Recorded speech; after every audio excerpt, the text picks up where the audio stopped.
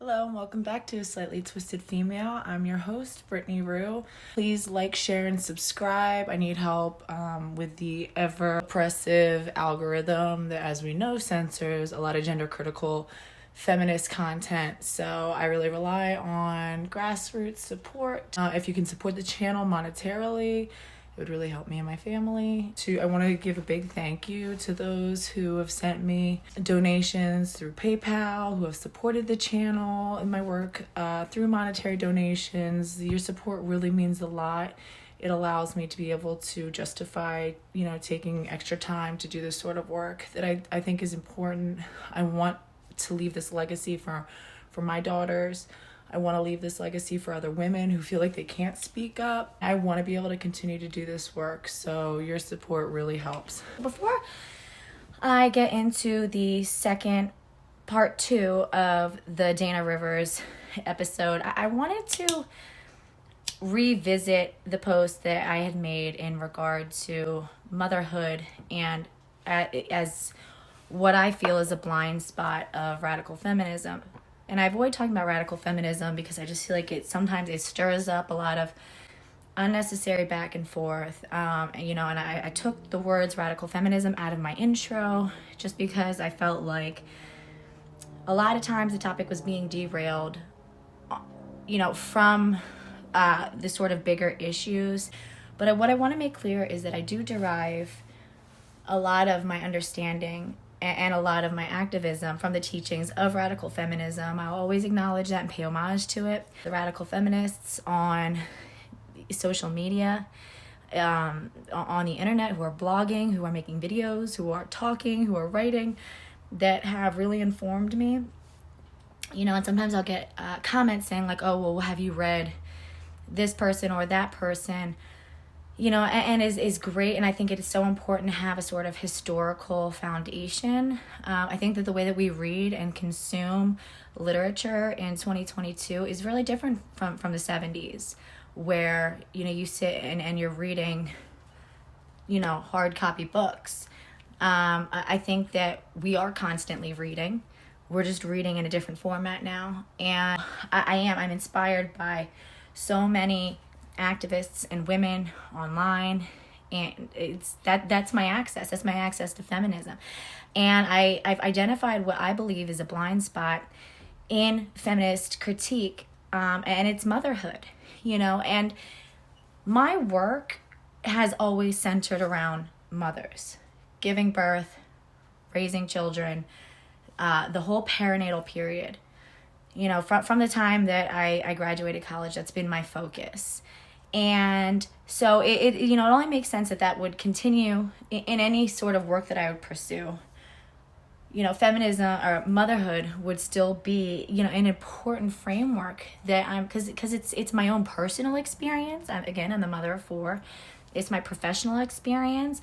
I've caught, over 100 babies. I've been to many, many more births that I didn't actually catch the baby. I wasn't a primary midwife, but that I was involved in.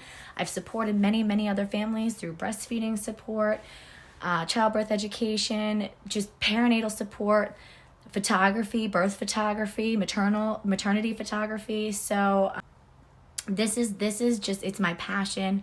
It's my understanding. It's the lens through which motherhood is the lens through which I see the world. And when I first discovered radical feminism was really recent, back in October. It's around the time that I peaked. I would say I peaked at the end of the summer. And then by October, I was discovering radical feminist content.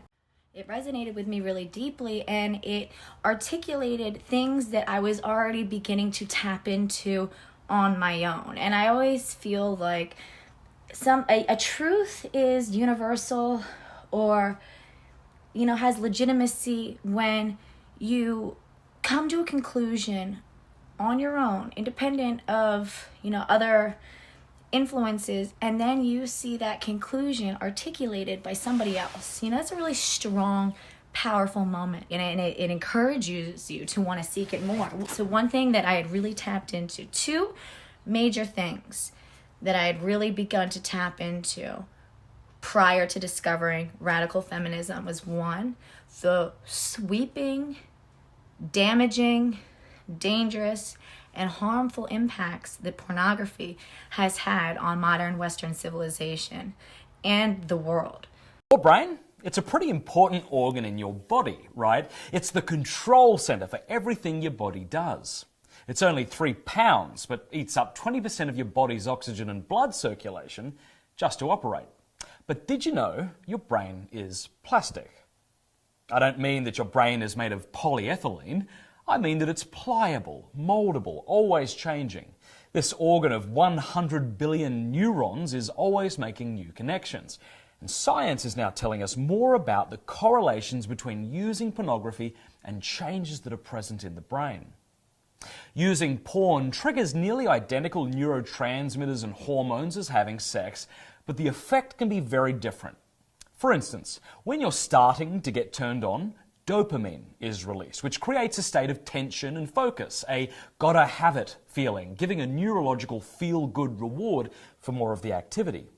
Norepinephrine is released, making us more alert and burning the sensual experience in our minds.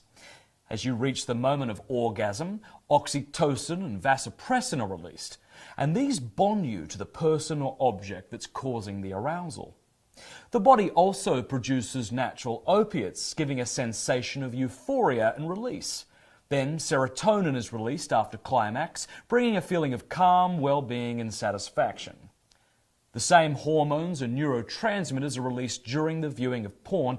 This creates what they call neural pathways in the brain, training the brain to bond not with another person, but with pornographic experiences. The more you consume porn, getting these constant spikes of dopamine, you get a build-up of what's called delta phos-B, which is a molecular switch for addiction, cravings, and compulsions. Over time, a person's brain then becomes supersensitized to porn. Any hint of sexual media immediately revs them up, and a person's threshold for pleasure rises. They need more porn and more graphic and disturbing types of porn just to turn them on. Secondly, gender-critical feminism. The idea that woman is an identity that can be worn and taken off at will, that our oppression is somehow not sex-based, but based in our decision to perform femininity, just was becoming so divorced from reality and becoming so clearly dangerous through the Loudoun County situation. Wednesday, 7-2 Loudoun County School Board vote now allows students to identify as the gender of their choice, to play sports, to use restrooms, locker rooms, and to join groups of the gender they choose to identify with. Before the 15-year-old was sentenced, the judge told the courtroom his psychosexual and psychological evaluations were scary and that he needs a lot of help. However, she did not reveal the exact details about his worrisome past. The courtroom was filled with lots of emotion from all sides today. Through the Laurel Hubbard, New Zealand powerlifter.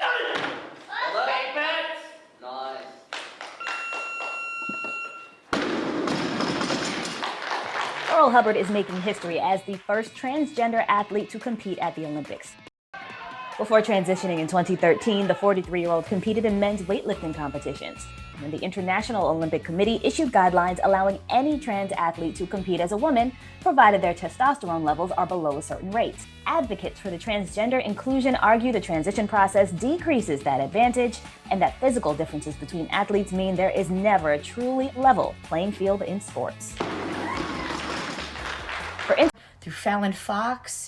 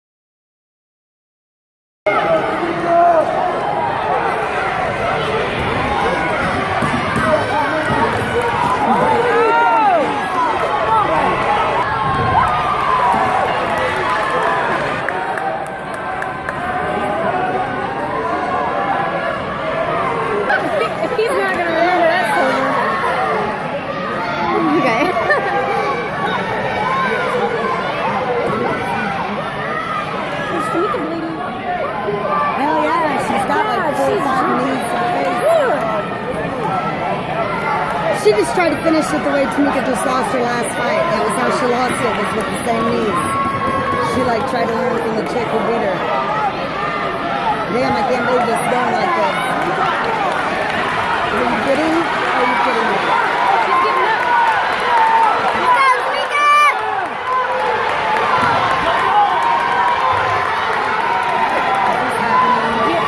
She's getting her ass whooped by a man. I cannot believe this is happening.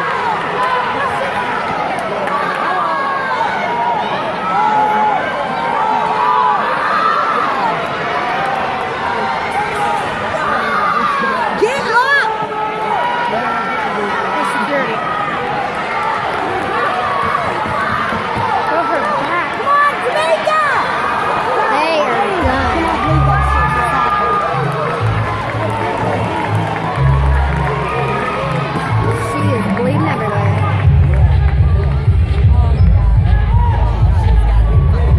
My coach says my girl won. No, they called it. Hey, how you doing? This is Sejahito here to bring you the news. So if you're a little bit confused on what you just saw, I'm going to clear it up for you. Transgender MMA fighter breaks female opponent's skull. Fallon Fox, a transgender MMA fighter, beats his female opponent, Tamika Brent, so severely that she suffered a broken skull and a concussion before being TKO'd. The fight lasted 1 round and was over in almost 2.5 minutes. Cracking her opponent's skull, through so many other iterations of the story of male colonization of very vulnerable female spaces, the wee spa. And the wee spa really, really hit me hard because I have children around the same age as the woman who had her 9-year-old daughter with her at the wee spa and who was really upset over seeing a man disrobe and enter into a hot tub, a female-only hot tub, fully nude, and how upsetting that was, and to have her concerns entirely dismissed. The other women, young little girls underage, your spa, we spa, condone that. Is that what you're saying? Like I asked. It's so he could stay there. He could stay there? What really? What law? What law? There's no such thing as transgender. He has a dick. Okay? He has a penis. His penis is hanging out. Okay, no, I'm not one. Actually, I'm a woman who knows how to stand up and speak up for my right. As a woman, I have a right to feel comfortable without a man exposing himself. Okay? No, you go somewhere else. And discarded by the management of Wee Spa. That's when I was like, yeah, no. Enough. Something is wrong. This now has to stop. At first, it was just about being polite. It was like, oh, well, you know, it just sounds like this rare condition, transgenderism, that I'm sure, I mean, how many men really want to just become women and mutilate their bodies and do all this extra stuff? It felt like inconsequential to say, oh, go ahead, let the 1 in a million guy who, you know, has maladapted or has something wrong with him that, you know, if it helps him just to feel better, I guess it's okay. I'm not going to make a big deal out of it. I never was super comfortable with it, but I was like, I just, you know, why make a big deal? It's so rare. And now that we're seeing that it's really not that rare, that once you let one in, it becomes a cascading effect, and the entire system of sex segregation and sex protected spaces begins to collapse. And that's where I'm saying, whoa, okay, no, never mind, forget it, not even just one. This has to stop. So right around that time was when, you know, and I shared my first ever gender critical meme, and it included an image of my daughter and me basically saying that peak misogyny is placing the identities and preferences of males over the safety, well-being of, biological females, women, and children. And I put a few hashtags in that said like gender critical or I think it was gender critical something. And I got a ton of radical feminists and gender critical feminists who started liking my picture, following me. And so I was like, wow. And I followed them back and I started looking at their content and I was like, whoa, there's this whole world of women who get it. And I was like, oh my God, it was so energizing and exciting for me to discover this amazing world that was below the surface of the mainstream. That's when I discovered accounts like Rad Jewess, Soft Straub, Lico Persica, Indelis Libertissimus, Mushroom Coyote, like so many others. God, just even trying to like come off the top of my head. And then Exolanzic dropped like a bomb in my lap, and it was like one after another. I was just peeking all over the place. It was like as soon as I started to open my eyes to it, it was like a Pandora's box open that could never be closed. And suddenly all of these ideas, all of this truth, all this reality just started coming out everywhere. And I was like, oh my God, why are we not talking about this? What if people knew? I'm sure everybody would be on the same page. And it was like, I just felt a strong urge where I was like, you know, the time is now. I just gotten through my cancer treatment. At the end of the summer, I was declared, you know, no evidence of disease. I think by like the very end of September, early October, tentatively. That's not the same as remission, but it's a good direction. You know, and it's now, I was like, now's the time. I have some of this free time right now that I might never get again. You know, and I want to add my voice, and I have an experience that I think is important. So, and I started making gender critical content. As I got deeper down the rabbit hole of radical feminism, I was so amazed by its strengths. And I think the one thing that really introduced to me was the anti-sex work perspective that makes a lot of sense. And it's really intertwined with the anti-pornography and the destruction of relationships, of sexual functioning, of the way that women are treated in society, the expectations, and then that sort of, you know, devolves even further into performative femininity. And there's a lot to unpack.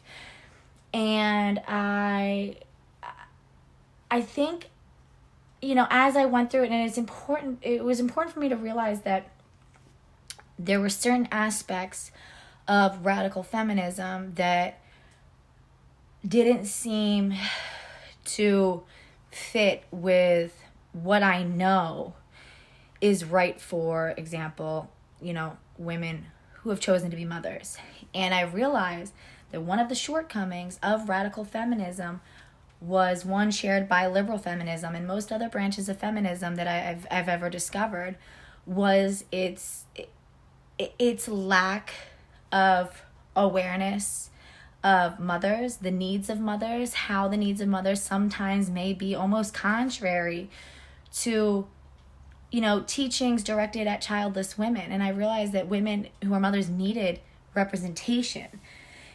Because the fact of the matter is, you know, and if you look back at the history of feminism, feminism is the reason why feminism is dominated by same-sex attracted women. That historically speaking, feminism was really built by lesbians. It was built by lesbians. It's not a bad thing, but it was, you know, it's something to remember. And I'm not saying that it's all women who are lesbians, but radical feminism especially was, you know, had a very strong lesbian presence. And so not just lesbians, but childless women. So first, I think it's when we unpack the history of feminism and how it was built, it'll give better understanding of why mothers have traditionally had a much smaller voice and a smaller presence in these movements. So prior to the birth control revolution,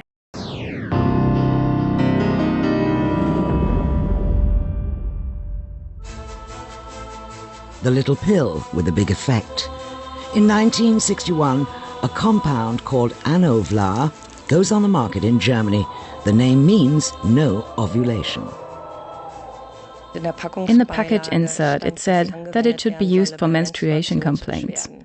Right at the end, as if shamefully hiding in small print, it also said that it protected against conception. At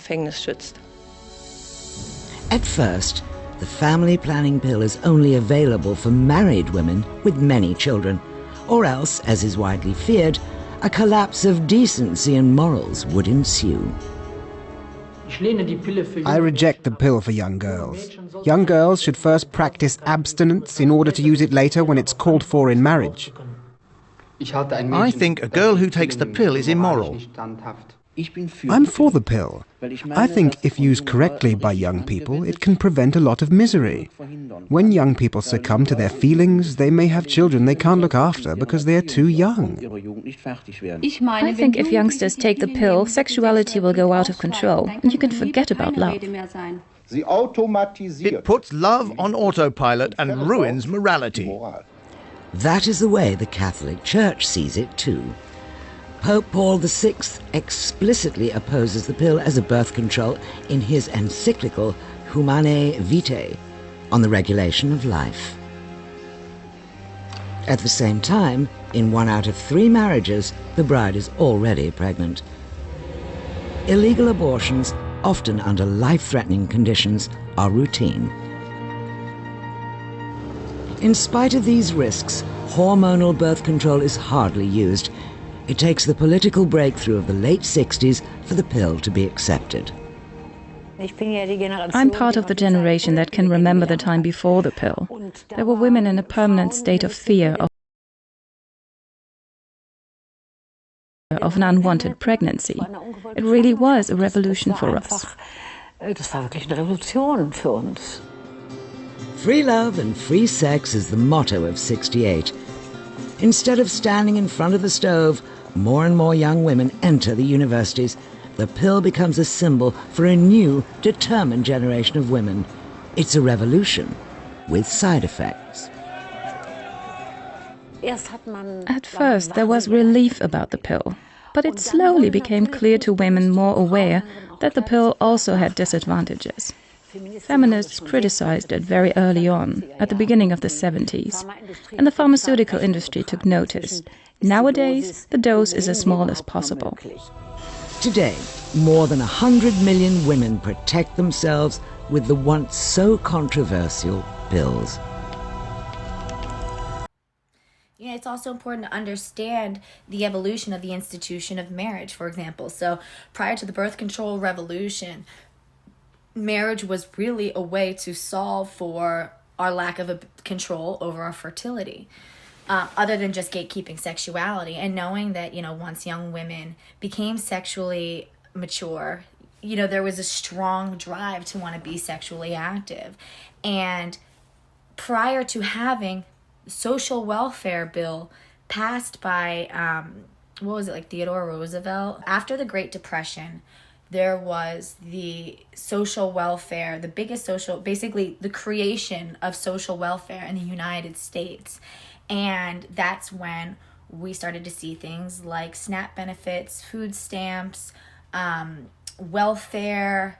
The welfare state was created. So it was meant to be a social safety net, economic safety net, particularly for single mothers and for disabled folk, for people who were unable to support themselves and who were living below the poverty line. Prior to that, getting pregnant and having a child out of wedlock with no partner as a woman was devastating. And I think it's sort of like you're talking about even with vaccines, and I don't want to get into the vaccine debate, but for certain vaccines, it's like we forget how devastating we forget how devastating the impacts of some of these diseases really are because we've eradicated them. And I lived and worked in several third world countries. I lived and worked in the Philippines. I've lived and studied in Peru. I was serving a very impoverished population of women when I worked at a birth center in Taytay, Rizal, which is about 40 minutes outside of Manila, called Shifra Birthing Center, Shifra Banay Banakan. And I can tell you that, smallpox still exists, dysentery still exists in the Philippines, and they are real. I mean, anytime that we would hold a vaccine clinic, people would spend all day traveling just to get it. And these were highly impoverished people living in highly impoverished conditions. So I think that when we lose sight of how important certain technological and sociological developments were, such as birth control, the access to safe and legal abortion, welfare, feminism, we lose sight of why certain things are the way that they are. And society and the structure of our culture is not so, takes time to reorder itself once a major technological revolution occurs, such as the internet. So the few of the biggest changes that we saw that ultimately impacted feminism and allowed for feminism was first the birth control revolution. Now, same-sex attracted women and women who had no interest in being childless were able to access a means to prevent being forced into motherhood when they didn't want to be, right? So it was really homosexual women who were fighting against coercive, forced heteronormativity, heterosexuality, and forced motherhood. They were the ones meeting, they were the ones campaigning, they were the ones really, fighting against these systems. Next, they were joined by women who were childless by choice. They had access to birth control. Now, they weren't getting pregnant at 19, 20, 21 years old, or even younger. They weren't being married at the age of 18. Now, we had a choice to delay childbearing, and we had a choice and it's also the reason why the sexual revolution happened.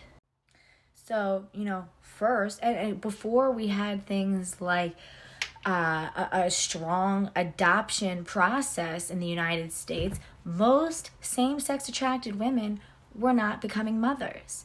They didn't have access to ART, artificial reproductive technology, so they weren't, having in vitro. There weren't sperm banks.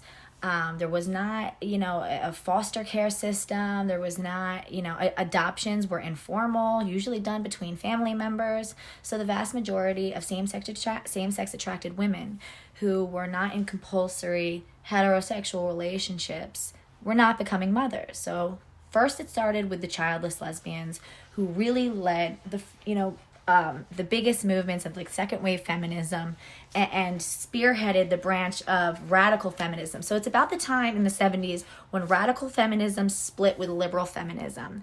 And they split on the means that radical feminists really believed that there needed to be a radical restructuring of society. And there was this idea that, males were the source of all female oppression and that females needed to entirely separate themselves from being in conversation with any form of patriarchy, with any form of maleness. Women from the liberal feminist perspective, again, now that we had the birth control revolution and women now were able to engage in recreational sex and have sex outside of marriage, all of a sudden we saw an explosion of women exploring themselves sexually, trying to match men in male sexual behaviors, and then with the welfare, there's a new welfare state. If any of those sexual escapades did result in a birth or in a pregnancy, she didn't have to marry the father of her child. She now had a welfare safety net. So first it was, childless women were the ones beginning to organize, were the ones really spearheading and developing radical feminism and a lot of the feminist movements around the country and even around the world. Next, they were joined by childless women who now had access to birth control. So now you had heterosexual childless women who could, be involved in actively sexual heterosexual relationships that didn't necessarily result in pregnancy or getting pregnant one after another. Because prior to that, women were marrying young, and as soon as they're marrying, they're having sex right away. You could get pregnant on the first night that you sleep with. For the first night you lose your virginity. If you're losing your virginity to your husband. And it sets off, women were having baby after baby because, again, prior to vaccines, babies were often not expected to survive in the first 5 years. It was, very common for babies to not make it out of babyhood. So, yeah, women were having baby after baby. And so no, women couldn't get involved in discourse. Women couldn't pursue higher education. It was only the best way to avoid any of that was to either be celibate or same-sex attracted, where the risk of pregnancy was null. So when you're childless, you have more opportunity. You have more freedom. You can go to the late night meetings and the book clubs. You can just pick up and go, oh, there's something we need to go protest. Let's go. I'm on it. And I can stay late, and I can risk being arrested as a suffragette. I can go spend a couple nights in jail or go do some sort of protest, some hunger strike, and stay all night and get arrested and, eventually be bailed out, whatever. As a mother, you don't have that sort of flexibility. You can't take your baby down to the mall. Listen, when I was a first-time mom, my husband used to work on Wall Street, and there was the big Occupy Wall Street going on, and I remember I took him down to it. And I just had him strapped on me, but I couldn't really engage. I couldn't really participate with anything. I had to stay away from anything that looks like it could turn into a clash. I came to watch, but I couldn't participate. I couldn't participate on the level of really going in and talking to people and being on the ground and if the police were there with riot gear and go and face them down. No, my responsibility at that point was my son. Okay, and then even when I was pregnant, I really had to protect and be careful of myself. It's the moment that I got pregnant, my life changed dramatically. Okay, and even my opportunities for continuing education, and one of the biggest lies that I think that I believed was, once I have the baby, I can get right back into my normal life. I can go right back into, go get my master's degree and go continue my education, and it won't be as hard. No, we need to realistically prepare women for what motherhood really means and how it's going to reorder their lives permanently. And so then, after they were joined by heterosexual, childless women, the people who are still left out of feminism and feminist movements are women who are mothers, women who stayed home and chose to be mothers. And I think it is very difficult to have a realistic understanding of how your life is going to change and how it's really going to impact you until you have a child. You will never get to go back to normal. You will have a new normal. You'll never go back to a childless, a pre-child normal ever again. You'll never have the freedom to just up and move, up and go. I get a phone call, even when you have a partner, and even if I had a partner and I get a phone call being like, okay, we're meeting up at 7:30. There's a rally. Like, be there. The fact of the matter is, I'm exhausted. The kids under 6 really, really prefer mom. Even if my husband was like, go ahead. Yeah, I could go maybe once or twice. But realistically, no. And again, it's not just, men aren't going to let us go out. They want you to stay home with the baby. That's not it. Even as a mom, your brain chemistry changes once you have a baby. After an hour or two of being away from your baby, you start to get distracted. You start to be like, shit, what's going on? Are they okay? You feel it in your body. Your breasts start to become really engorged and painful if you haven't nursed in about an hour or two. Your body literally starts telling you signals to go get your baby. It's not easy to just get up and go. So who was being left out of the discourse of radical feminism and all these other feminist movements because of lack of education and lack of access? Mothers. If this were the 70s, and I didn't have access to YouTube, and I didn't have access to the internet, and I didn't have access to all these women who are sharing education on the internet so that I can read it and find it and learn from it and grow from it, I would have no idea what's going on. I wouldn't be in the conversation, period. I wanted to continue my education for a long time. And I really tried. First, I tried to get my master's in midwifery at Columbia, and I had the letters of recommendation. I took the prerequisites, and this is when my son was a baby, and I was getting the prerequisites at a local community college, and I had straight A's and everything, and I wanted to get my master's of nursing. I wanted to be like a nurse practitioner in midwifery, and my husband got a different job that was going to pay us a lot more, and we moved, and I was going to go to a different try UPenn's program. So, we did end up moving, and it was closer to family. So the midwife who oversaw the birth of my second son ended up taking me under her wing, because while I was pregnant, and I'd already been working as a birth doula, I'd already had a ton of experience as a community birth doula. I was working with little teen mothers, women of refugee status, Spanish-speaking moms, and I was invited to for an apprenticeship in the Philippines, and I was living and working there as an advanced level midwifery apprentice. It was a phenomenal experience. I learned so much. I had tons of clinical hours, clinical experience. So when I moved back, I gave birth to my son, and then the midwife who oversaw me took me in as an apprentice, and I continued to work. And, with the midwifery model, especially with home birth midwifery, we believe that midwifery evolved under an apprenticeship model. Learning the skills is just about doing it. You learn the academic foundation, but you also must learn by doing. You must learn by communing with other women. It is an art form and a knowledge set that is passed down, and that must, be experienced through watching, through listening, through learning, through being with other women. And that's also how you will evolve to serve the needs of your own local community. And then there needs to be a focus on localization of care, so that, you can be in touch with the culture and the needs of the mothers in your area.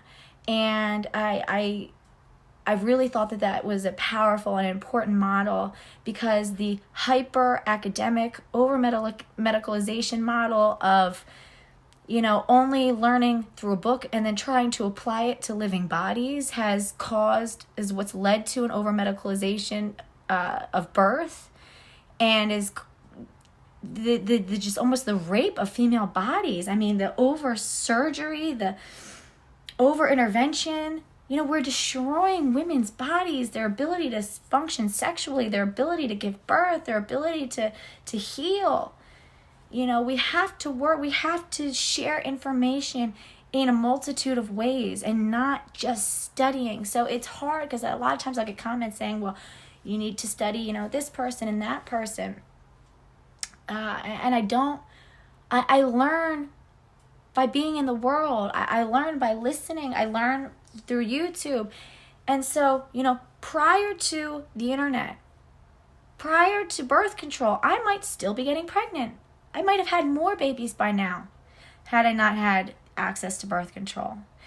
Had I not had access to the internet, it has been so difficult for me to continue my education, because even after, and I was working with midwives, once I had to leave my marriage, and it was clear that my marriage was no longer viable, and I had a responsibility to leave, I could no longer do birth work. I can't be on call 24 hours a day when I have young children in the house. So I realized I had to shift my career, and I got a more straightforward job, and I still just so passionately wanted higher education. So I started working towards, I decided I wanted to go to law school, and that rather getting my master's of nursing and midwifery, that, as a single mother of 4 children, I go to law school. My kids were older. I finally had a system where I could make it work. I studied for 3 months for my LSAT. I think it was like 3 or 4 months for my LSAT. I took it twice. I did really well. I got well above what I needed to get into my school of choice. I started gathering up my letters of recommendations, and I started the application process. And then I got diagnosed with cancer. And I was told that I would have to spend the whole summer into, I would need to begin treatment right away. And that became my focus. So I didn't submit my applications, and I now had to just jump right in, and I was going every single day for radiation and chemotherapy, and it all just hit really fast. And so I didn't get to start law school. I didn't get to start this year.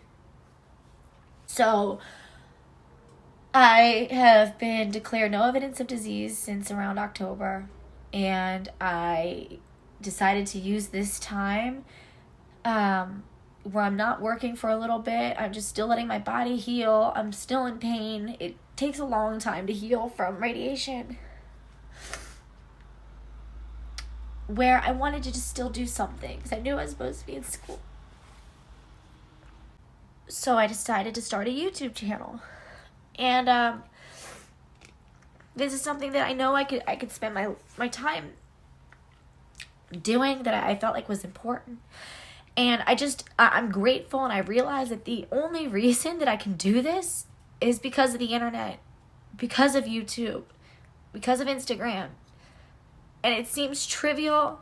If I had to go late night and go meet up at some book club face to face and have these meetings, or go to a march or risk arrest at a demonstration, I wouldn't be able to come. I just wouldn't be able to come. I wouldn't be involved. If I had to sit and read, I could do that. But I wouldn't be able to advocate. My voice wouldn't be heard. I wouldn't exist to feminism. My experience wouldn't exist to feminism. I wouldn't know what radical feminism is. I wouldn't know what a lot of these things are. I have access to them because of the internet. It's hard for me to leave the house. So I've identified that radical feminism, much like liberal feminism, has historically left out mothers, and it continues to reflect in its rhetoric. A lot of its rhetoric that makes sense and centers the needs logically for childless women and centers the needs for same-sex attracted women. Some of these needs and some of these goals are contradictory to the needs of women who are mothers. Women who are mothers do have a higher need to cooperate with men. They do have a higher need to co-parent. So now that I do have this opportunity and I do have this platform and I can do it from my home, and I don't have to pay for a babysitter, I don't have to just decide to just count myself out, I can add my voice. I have experience that I think represents quite a few other women. I think that our experience in motherhood and childbearing isn't being represented in feminism. And I understand if there's an antinatalist perspective, well then that's in direct opposition with being a mother. But I don't think that means that we are undeserving of coverage by feminism. I don't think it means we're undeserving of having our needs met. I don't think that it means that we need to somehow straddle a rhetoric that doesn't make sense to our lives, such as intentional non-partnering with the fathers of our children, or intentional single motherhood, which puts an incredible burden on women. We can fantasize about a world where there's these communes of women all working together, but that's just not, we'd also need practical solutions. And that's not even what everybody wants. Whether it's better or not, I'm not sure. I don't know. I don't think so, to be honest. I don't. And I don't think that I have to agree that separatism is the one and only and the best way to be woman-centric. And maybe if feminism is inherently separatist, then we need another word for something that does focus on the liberation of women, but within a system of symbiosis with the masculine and feminine sphere. There's a reason for a lot of the sort of sacred pregnancy and sacred motherhood rhetoric, and no, it's not to put down childless women. It's the fact that mothers do the most unpaid labor in society and off which society benefits.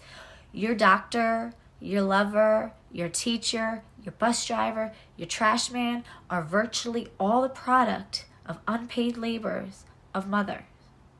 of the physical sacrifice of a mother, of nearly 2 decades of unpaid labor from a mother. Yeah, there's exceptions, but virtually everybody is the product of the unpaid work and labor of a mother.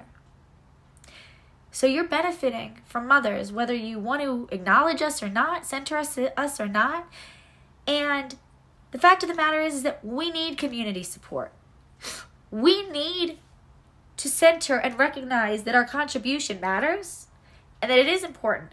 Because if we don't value something as a society, we don't recognize that it is important, we will never invest resources into it. We will never design structures that attend to the needs of mothers. You cannot claim to care about meeting the needs of mothers and then talk about how it is immoral to be one. That is just, it's bad. It's bad to turn and look at women and be like, well, you chose this for yourself. It's on you to figure out. And then to get mad because we find community together and we build the self-esteem of each other up by saying, by acknowledging this profound experience that we shared, that it changed everything for us. It feels like a miracle. Okay, I mean, I've had people try to convince me, no, it's not sacred, it's not divine, it's not miraculous, no, natural laws have been bended. Yeah, so what? Is it really? Is it that upsetting to you? That women who are the most degraded, the mothers with the most degraded and most exploited group, every single person on the planet, across time and culture, exploits the free labor of mothers.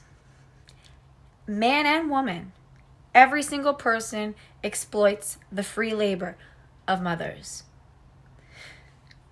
So if you've gone to the doctor, you've exploited the free labor of the mother who birthed and raised them. If you have a lover who brings you happiness, you exploit the free labor of the mother who brought them here. Teachers, trash collectors, librarians, physicists, scientists, architects, nearly every single every single human being on this planet is the result of unpaid labor of mothers.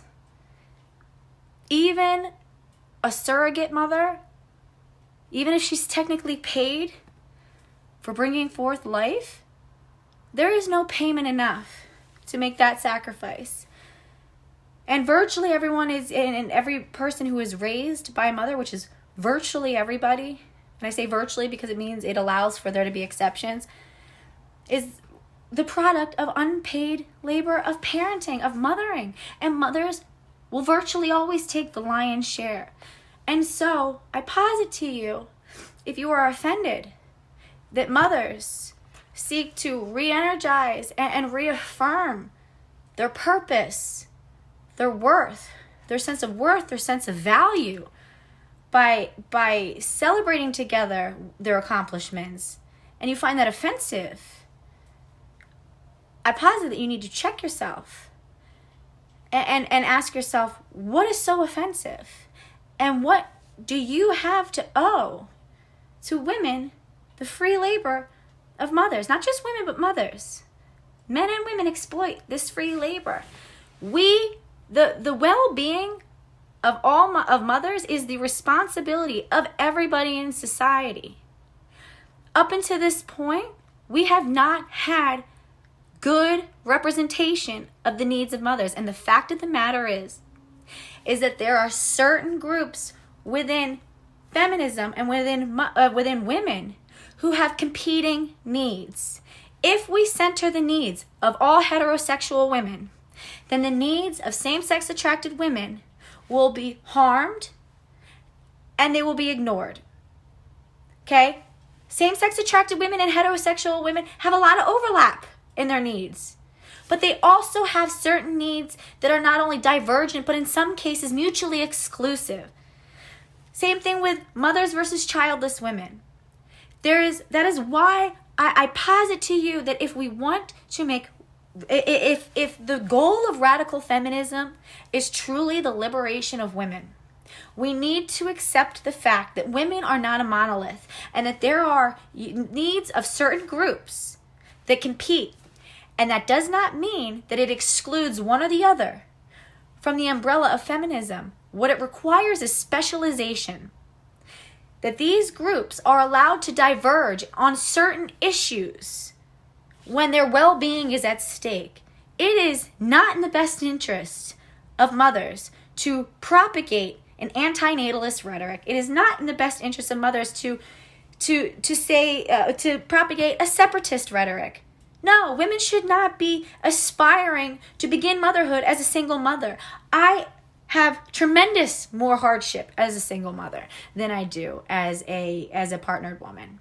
Tremendous. Okay, heterosexual women and same-sex attracted women, even down to femininity. Okay, heterosexual women may want to engage with male sexuality. That's okay. To go from fighting for the liberation of lesbian women to be freed from the oppression of compulsory heteronormativity and even heterosexuality, and then to say that heterosexual women should have some sort of compulsory political lesbianism. No, it's wrong. I'm sorry, it's wrong. Okay? Sexuality is either an immutable quality or it's not. And there is even as one of my commenters noted, and it's so true, human beings have been ornamenting themselves for millennia. And not just females, males also. Not even just human beings. Animals ornament themselves for the purposes of just sexual, interaction. We are so centered on our sexuality. Sexuality is such a huge part of who we are as human beings. So if we create a formula that centers only heterosexual women, we harm homosexual women. If we create a formula that centers only homosexual women, we harm heterosexual women. If we create a formula that supports women who choose to be childless, we will harm women who we need to be more complex than what we're being. We need to stop being so dense and simplified, and we need to stop being so one-dimensional. We can solve these problems. It's not that we can't. We need to choose that we want to and choose that all women are deserving of feminism. You either believe that all women deserve feminism and all women deserve liberation, or you don't. But you cannot create a formula that very specifically alienates large portions of women, inherently alienates them. We must allow for specialization. As a mother, and as a heterosexual woman, okay, I'm bisexual, but I won't even say I'm bisexual. I'm heterosexual because I'm in heterosexual relationships. As a heterosexual woman, I can never be a voice for a lesbian movement. I can be an ally. I can support my lesbian sisters. I have no right to center myself or to center my voice for lesbians. Childless women can never be a voice for mothers, ever. You can be an ally, and we absolutely want and we need your allyship. But you cannot be a voice for mothers. You cannot. You can offer perspectives, but you cannot prescribe a formula for mothers. I can tell you, as prior to motherhood, my concept of what it was to be a mother, what motherhood would be like, was so far off base. Anyone who's a mother can validate this.